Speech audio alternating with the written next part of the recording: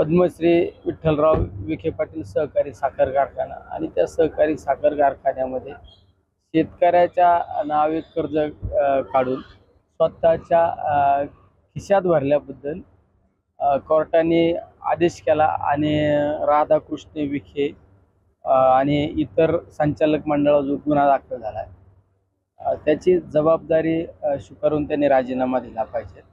आणि माझी तर सरकारला मागणी आहे, विशेष करून मुख्यमंत्री साहेबांना माझी मागणी आहे, तुम्ही एका बाजूला सांगता की आम्ही शेतकऱ्यांची कर्जमाफी करू, कर्जमाफी तर केलीच नाही तुम्ही, फक्त निवडणुकीपुरतं तुम्ही आश्वासन दिलं, पण कर्जमाफी तर केलीच नाही, पण आज शेतकऱ्यांना त्या ठिकाणी फसवण्याचं काम तुमच्याच मंत्रिमंडळातल्या एका मंत्र्यांनी केलेलं आहे। त्यामुळं त्यांचा राजीनामा तुम्ही घेतला पाहिजे ही आमची मागणी आहे।